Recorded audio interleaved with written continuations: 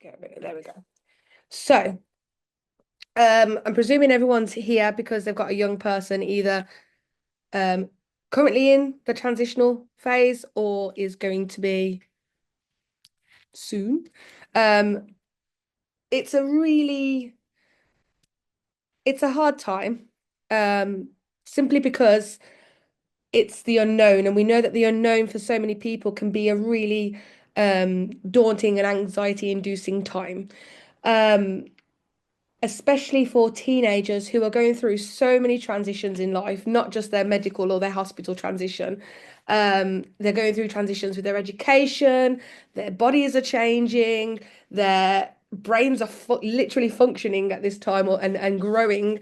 They don't have their prefrontal cortex fully developed yet, so their responses are very emotional rather than logical, which is where, that Kevin and Perry stereotype the poor teenagers get from. So things are really can be quite filled with anxiety, and they have an emotional response to everything, and there is so much going on. And then you add to that having a single ventricle heart.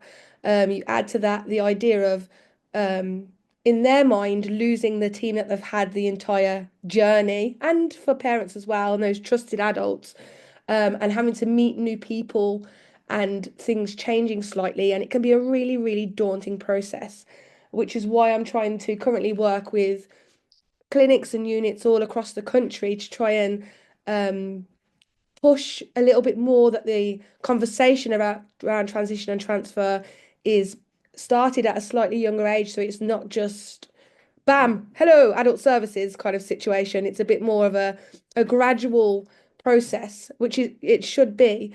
But unfortunately, what makes it very, very difficult is that units all across the country have their own process. So there's not a single pathway.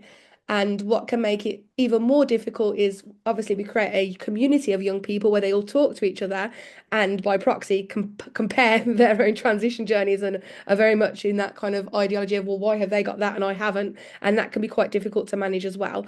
So the purpose of this talk is to try and um, arm you as parents with the knowledge of, what you should be expecting so that you can advocate for your young person, but also that you can prepare them as well. And I've done quite a few groups in the past with youth members, actually speaking to them about what their fears are and what causes their anxiety, because we can sometimes presume to know, but unless they tell us, we're making those presumptions and we could be completely wrong. And I've had to tell so many of the units and medical professionals that they are actually wrong in what they are preparing our young people for, because they've made those presumptions as well. And the young people have been quite vocal in correcting them, as we know they like to do. Um, so yeah, so we're going to have a little look at that, and then hopefully, we'll have a bit of a Q&A session if you've got any questions, but also support each other as well, because it can be quite hard for the parent, because it feels like you're giving away that kind of that control, and or not even control, is that support. You kind of been in charge of the care up until the point of that kind of transfer to adults, and relinquishing that can sometimes be really daunting, especially if you don't know if your young person's quite ready for it yet, and there is that preconceived idea that they move to adults and you're no longer in the picture, and we're going to kind of myth bust that as well. So hopefully it'll make you feel a little bit better about the transition process and how it kind of presents for a parent as well. So I've used two words that not all units necessarily use, and that's transition and transfer. The majority of the units will use transition, but they won't differentiate what the difference is between transition and transfer. So we're going to do that as well, so you can understand as a parent those two different phases, and therefore understand how you can support your young person through that. So when we talk about transition, we're talking about the whole journey, not just that moment that they move to hospital, from pediatric hospital to adult hospital. We're talking about the journey from which that conversation is started, and the prep work that they should be doing in pediatrics to prepare them for that transfer. And then the work that the adult unit should be doing with them to settle them in, to prepare them for starting to take a bit more independence in their care, but also working with you as the parent to support them in maybe a slightly different way, but still be there and present in the journey. Whereas the transfer is the one event in which they move. So that transference from the pediatrics to adult hospital, that's just the transfer which sits in between the whole transitional process. I speak to many, many young people that think that this transfer is not a negative thing, but a scary thing. And we want to kind of change that conversation to it being a positive thing, because then it can be something that isn't as daunting and that they can embrace and fully kind of grasp the idea, this is a good thing, you're growing. We want you to grow, we want you to continue your journey. But there are a lot of young people that struggle with this, which can lend to that ideology of it being negative.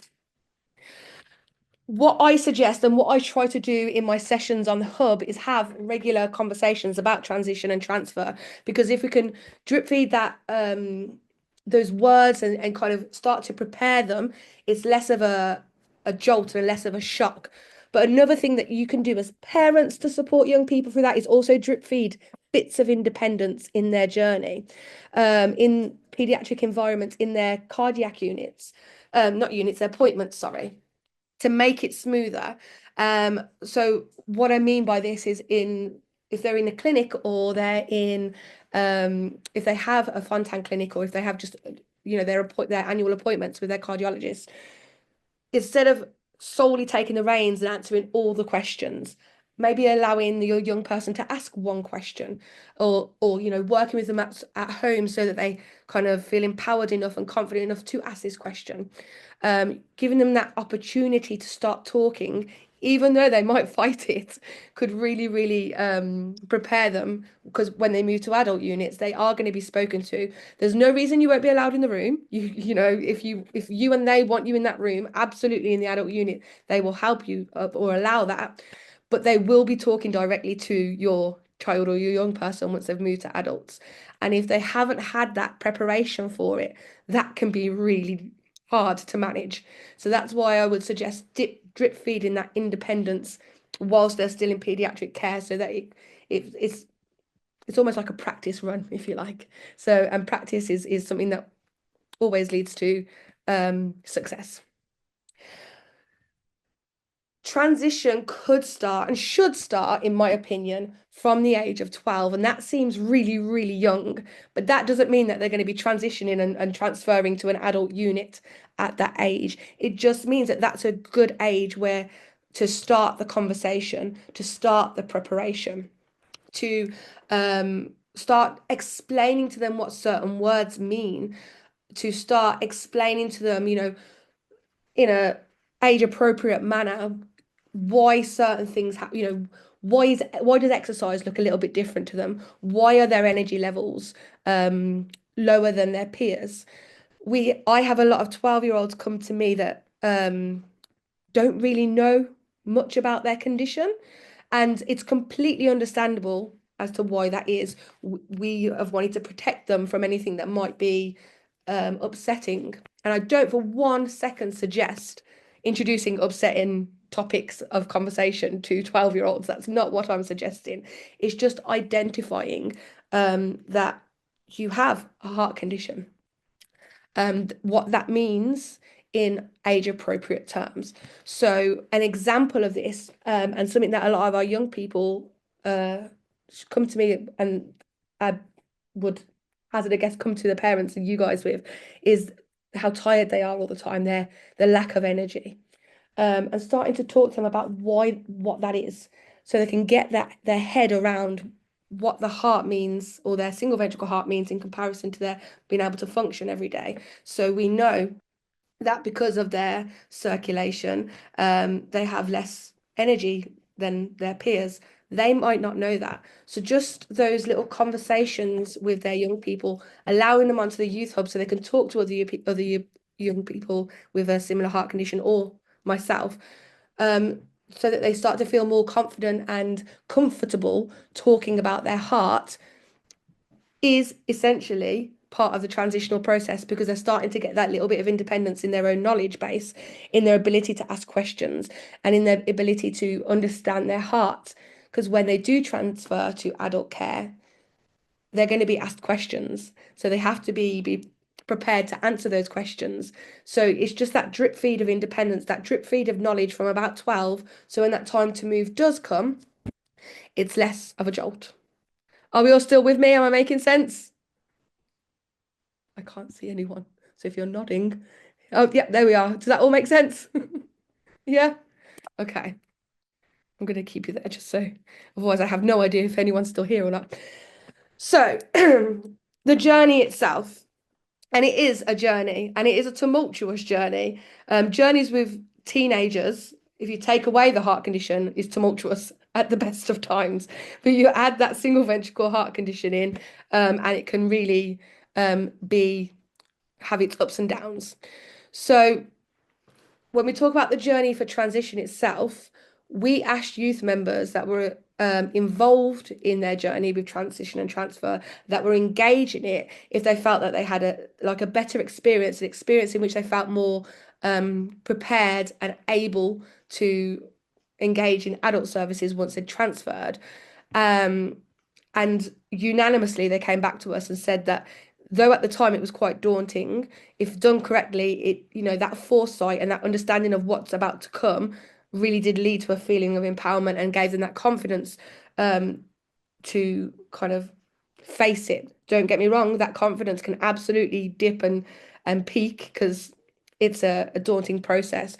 But they said unanimously that being part of that process, being within that journey instead of just a bystander in their own care really helped. Unfortunately, especially over COVID, there were a lot of young people that didn't have a transitional process, that just had that transfer. So they would go to their appointments at pediatrics and be told there and then, your next appointment is at adult services. And that does still happen in certain units across the country, which I'm trying to work with them to prevent. And when that happened, when they didn't have that moment, that time to work up to it, if you like, and prepare for it and understand what was coming, they felt unprepared, they felt anxious, and they almost saw it as a type of punishment, some of them. So they fed back that being part of that journey and understanding what was coming really, really helped them. I know that sometimes we are at the mercy of our units. So many of the units, if they don't sit alongside you in preparing your child in advance, it's really hard for you as a parent to do the same thing because you have to work in partnership with that unit and that team. What I will say is this is the opportunity to advocate for your child. You are absolutely within your right if you have a child from 12, 13, 14 upwards to ask your units, ask your teams to start discussing with them what transition looks like. You are well within your right as a parent to say, I know my child. I am the person that is an expert in my individual child. I know about their abilities to intake information. I know what they're going to struggle with in terms of topics. I know if they have neurodiversities, that makes this a little bit more complicated. I know my child. So you are well within your rights to speak to your unit and say, I would like to talk to you to kind of create this understanding of what the pathway is going to be and include my child in that if you don't feel that they are providing that already, because they absolutely should be. Some units across the country have nurses that are solely responsible for transition, but unfortunately at the moment not all units do. So those units that have that, or it's awful that it's a postcode lottery in terms of how effective the transition process is, but that is the state of affairs right now. So Little Hearts Matter and you can work in partnership to try and fill those gaps and kind of help make that transitional process as effective as possible. But please always know that you have the right to speak to the units in pediatrics about what the expectation is and what transition and transfer looks like for your child. So as I said, we spoke to our young people about what they were worried about when it came to transition and transfer. I presented this at the medical symposium as well. I did a big talk to the clinicians. We had cardiac liaison nurses, we had cardiologists, we had surgeons, we had psychologists there as well, exercise specialists. There were medical professionals from all kind of aspects of that CHD group. And I may or may not have given them a little bit of a talking to about transition and how the information that they were giving the young people and the support they were giving were not necessarily matching what the young people were telling us were their fears. So when they would transition to adult services, they would straight away be given a talk about sex, drugs, and rock and roll with someone that they don't necessarily know, because that's what the units thought was the appropriate information or the worries of the young people at that moment, when actually the worries that we were being told from the young people didn't match the information being given in any way, shape, or form. So I took the young person's fears to the teams and said, this is what you need to um, focus on when it comes to the transition and transfer. This is what is going to stop engagement. You cannot complain about a young person not engaging within clinic and within transition if you're not listening to them and providing them the support that they're asking for. So when I did a couple of workshops with quite a few of our youth members, aged 12 to 17, and asked them, what is it that you're worried about? This is what they came to me with. They were worried about their mum and dad being allowed an appointment. Some of them thought that when they started adult hospital, that's it, their parents were no longer allowed in appointments. And I've spoken to a lot of parents that were also worried about the same thing. Um, that's not the case. That's not the case. You won't be well, unless there's a neurodiversity challenge occurring with a young person, and you still need to be the main advocate and the main spokesperson, which you should talk to your team about. The young person will be the center of the room in adult clinics. They will be the person that the cardiologists or the cardiac liaison nurses are talking to, but there is no reason why you can't be there and you can't support them through that. You know, if they don't know the answer to a question, that's okay. And if you do, speak up for them. You know, it's not, some parents can sometimes worry that once they move to adult services, they no longer matter. And all that wonderful knowledge you've had of supporting your young person for over a decade is lost. It's still valid, it's still needed. And your support as a parent is also still needed, even when they move to adult services. So please don't feel like they're just going to be put into the room by themselves and you're going to be sat on the chair outside and can no longer contribute to that conversation or know what's going on, unless the young person specifically asks for you not to be. They do have the right to do that at that point. Will they change everything was a fear. And when I kind of broke that down with the young person, I said, well, what do you mean change everything? They meant the people, they meant the tests. They were very concerned about the new tests that were going to be happening, their medication, the tone of the conversation, absolutely everything they were worried about. The colours on the walls within adults in comparison to pediatric hospitals, they were thinking about absolutely everything. And it's best to be honest with a young person and say, yes, some things are going to change.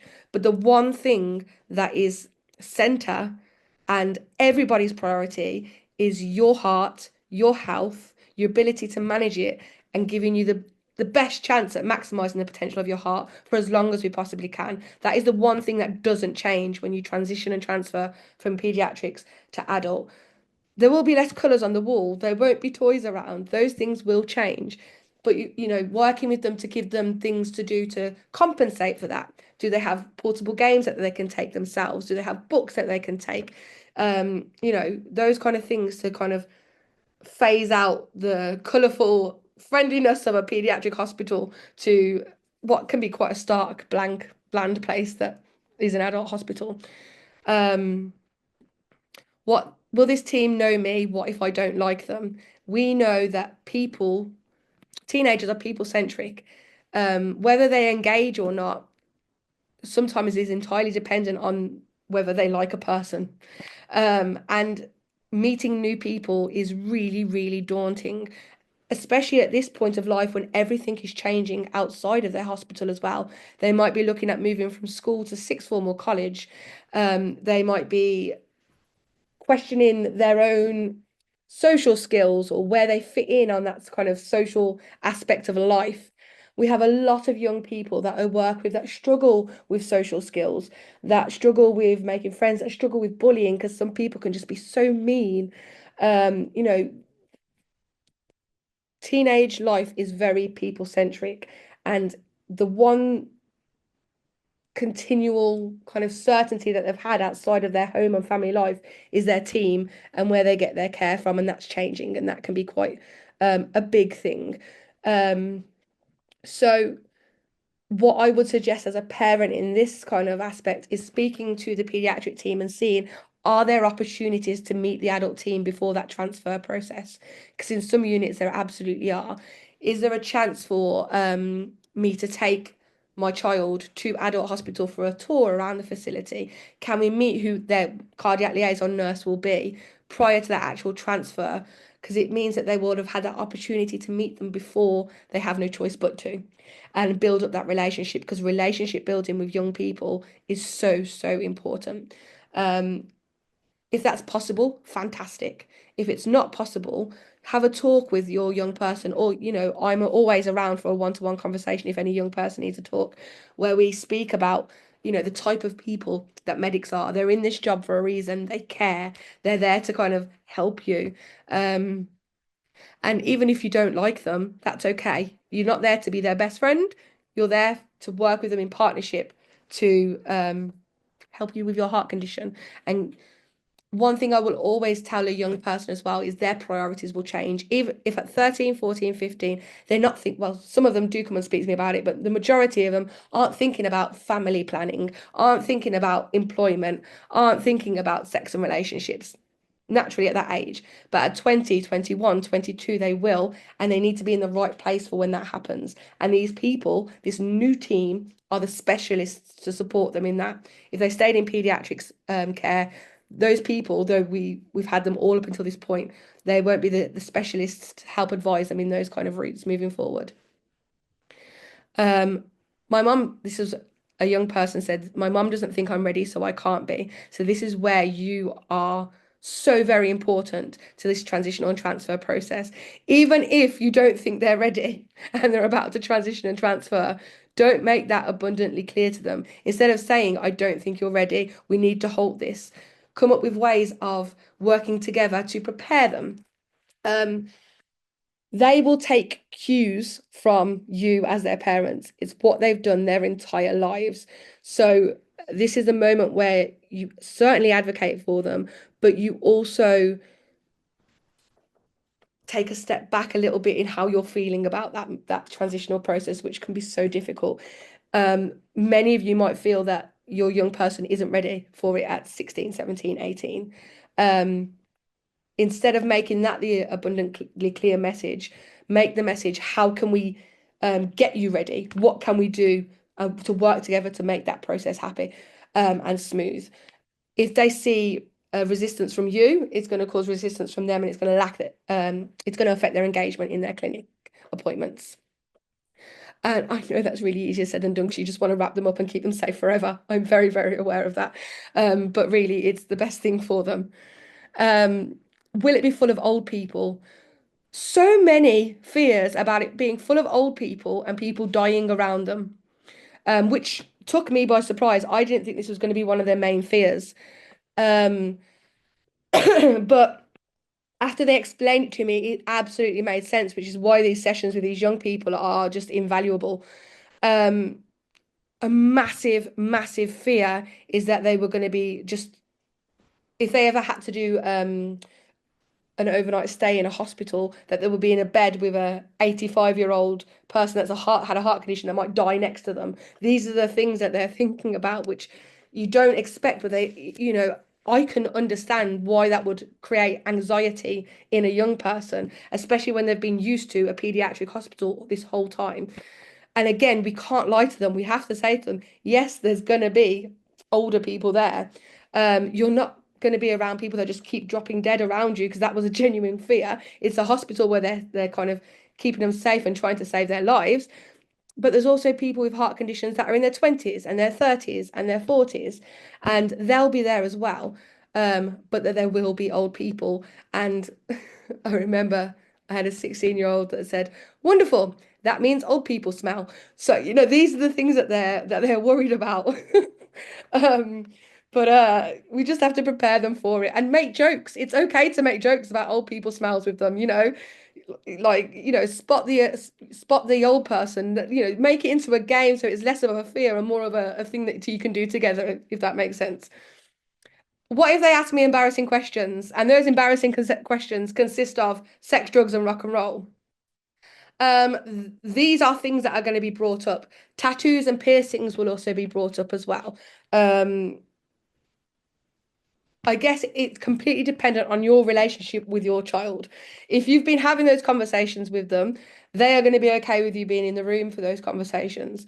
If you haven't, but they want to talk about it, it's time to kind of say, I'm just going to leave the room for 10 minutes and let you talk about this. Obviously, not now. If your child is 14, 15, we're not talking about now. We're talking about when they transfer to adult and they're of age. So this is really, really hard for parents because it's something that you don't want to hear. You don't want to hear your child or young person is thinking about sex. So you need to give them that safe space that they can, should they need to.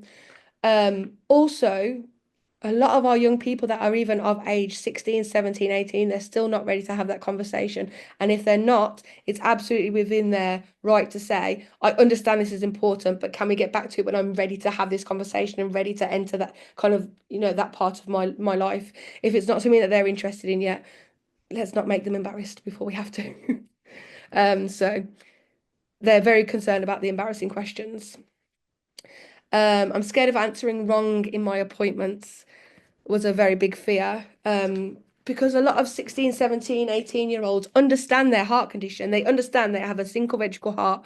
They understand that this is to do with the development of their ventricles. They've been told this, but when it comes to very, very specific medical questions, they believe that they are expected to know that. They're not. And it's okay to say, I don't know. It's okay to say, as a parent, I know because I've done this for 18, 19 years and I can help with this. So it's just reaffirming to your child that it's okay to not know everything and I'm still there to support you in that moment. These are the post-it notes. Can I zoom up? Yeah, I can. So these is what the kids said. Their favourite things about paediatric hospitals were the food, the kind nurses, colours, games and TVs, the views, the doctors. They're very, very invested in the food. There's a slide in one of the hospitals, which I found out, which is very exciting. There's definitely no slides in adult hospitals.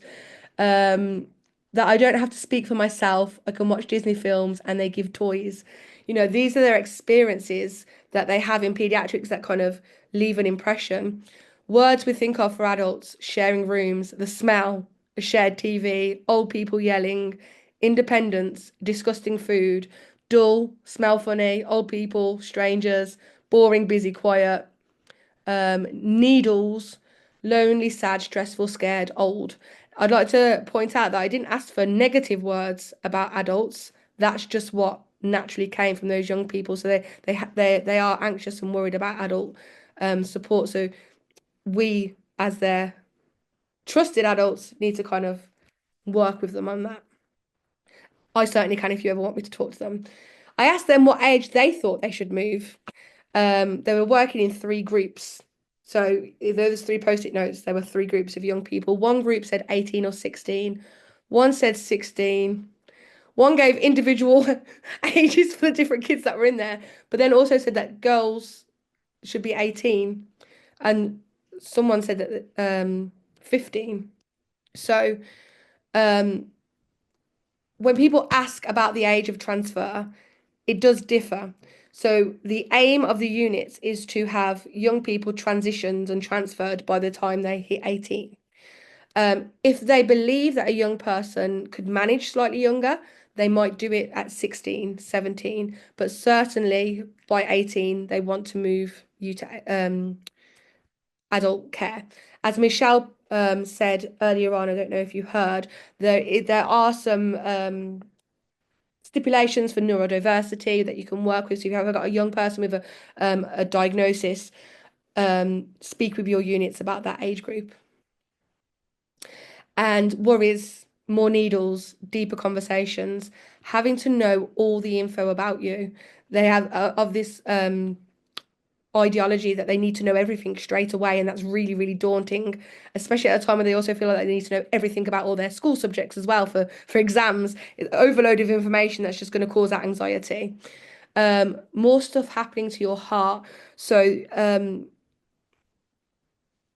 talking to them about the pathways of their hearts is a really difficult thing, because the reason we created the medical symposium last year to work with the medics across the country was there was no clear pathway post Fontan for young people with a single ventricle heart.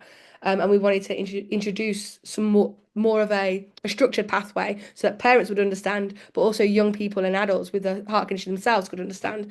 So it's really difficult to give a clear pathway when it comes to their heart.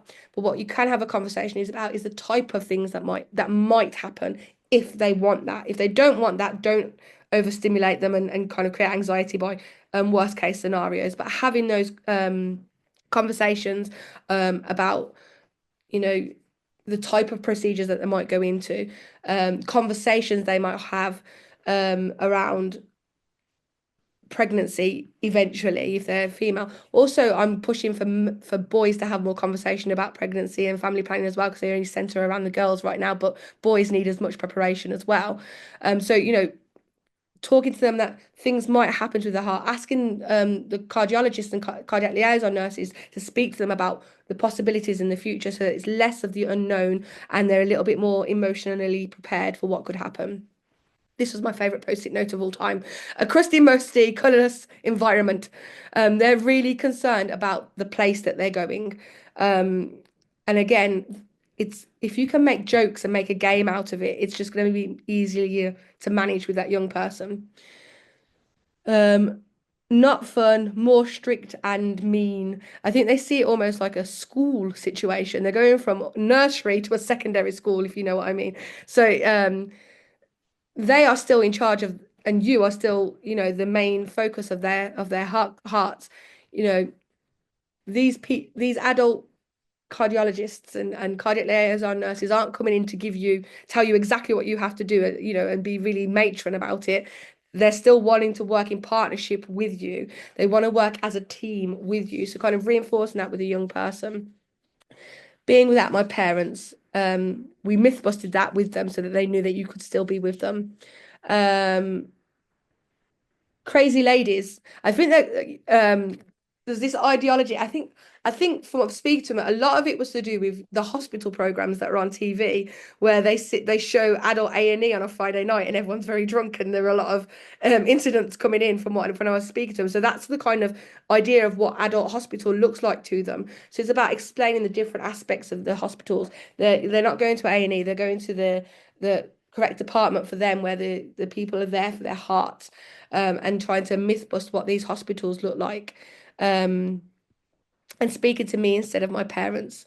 Like, that is a legitimate concern of our young people, and it's one that it's going to happen, but we can make it as smooth as we can for them by starting to get them to speak a little bit now, and understanding that you'll still be with them in the future. So let's move you over to here now. Moving forward. So we've spoken about how parents, guardians can support that journey and support those young people. So we've said advocation, and the continuation in a new place. So advocating for your young person at paediatric hospital, if you don't think they're being prepared enough, is absolutely within your right.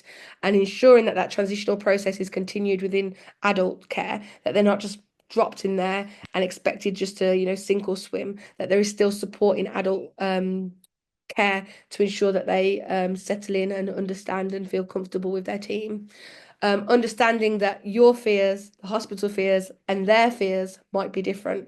So the things that you're worried about might not be the same as what they're worried about, and they're looking to you for support for their fears, not yours. And this is a time where we might accidentally project your fears and add to theirs. So, as a parent, you just need to support them and understand what they're worried about.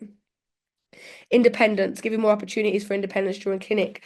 As I've said multiple times, drip feeding that independence from a younger age is a brilliant way of ensuring that they're prepared for that transition and transfer. And it might be hard. You might be met with a brick wall of, I don't want to do that. It's just consistently promoting it, consistently working together. So it's something that becomes less daunting and less scary. Sit with them before their cardiac appointments and ask them, do you have any questions? And writing those questions down so they have it on a piece of paper. So when they arrive in the clinic, they can read it off a piece of paper, but they're still kind of contacting and speaking to them. And then education. How much do they understand? Not just about their heart condition, but the transition and transfer process itself. You might think it's really hard for me to even educate them because I don't understand it because the lack of communication between us and the unit is so limited. Again, that goes back to the advocation. Speak to them and say, look, I'm trying to prepare my child for this. I need your support and I need to work with you as a team so I know what's coming, so I can help them be prepared for to know what's coming.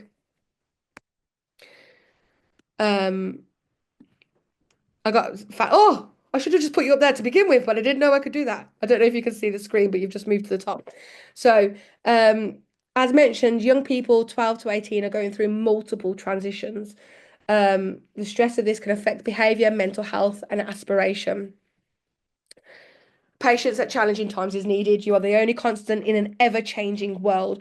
We see so many young people 14, 15, 16, 17, and it almost seems like their personalities are changing a little bit because of the amount of stress that they're under. Um, Refusal to engage in things that they've always engaged in. Um, Not speaking to anyone, sitting in their room, staying on their games, only speaking with one friend, sometimes find it difficult to make those friends to talk to, lashing out at siblings, lashing out at parents. This is all a result of all these different things that are going on to a young person that's still developing mentally as well as physically. So it can be really, really, really difficult to watch and not be able to take control and make it all better. Um, but it's completely understandable if you remember that their brains aren't fully functioned yet and they are responding to everything in an emotional way rather than a logical way. It makes it slightly easier to understand. Um, I had a young person that had been going to dance classes their entire life, and their aspiration was to be a dancer. And when they were 15, they just refused to go anymore. And it's not because they didn't want to go to dance, it's just it was one more thing that they just couldn't handle the stress and the pressure of. Um, there is stress and pressure coming from multiple directions, ones that even you as parents won't see. There could be things going on in friendship groups, there could be things going on with their hobbies, there could be those emotions and hormones that are going on within themselves that even they don't understand. They've got school to deal with, and school can be hugely stressful, especially if they're not the most supportive or they don't understand, or if there's um, issues going on with friends and energy management. And then on top of this, you have transition and their whole hospital life changing as well. So it's no worry, no surprise that it might impact their mental health or change their behavior slightly. And as a result of this, affect their aspiration, which can be heartbreaking to watch. They might have had all these plans and then suddenly they don't know what to do in the future. They don't know what they can do in the future. My the best advice I can give you is just be patient with them and surround them with that blanket of support and love, even at those really, really challenging times, because it is challenging as a parent. Um, as of right here, you are their one constant in that everything has changed. Nothing looks the same for them as it did 3 or 4 years ago. Everything is changing. So just continue being that constant and advocating for them. There is a great deal of pressure for young people to start advocating for themselves, and I am for that 100%. But there are certain times where they still need to lean back and depend on their parent as a teenager. And I know that you're all the most supportive parents and you will absolutely do that. But it's just that understanding of it's not just school and transition going on. And even if it was, that is still a heck of a lot to deal with. But it's also understanding yourself. This is the age when you start to find who you are, what you like, who you like, what your friendship circles look like, and that information that's coming in is a lot. And then they've got to deal with balancing their hormones, and then that brain that just can't process it in the way that we can as adults. It's just a massive crossroad and soup all put together. So this transition is necessary, but it is at a very, very difficult time. And it's just another thing that our poor kids with single ventricle hearts have to deal with at a time with everything else. Sorry, my voice is already going. So, that being said, and I know it's really difficult because I can't answer questions specific about what your transition service looks like because there isn't a clear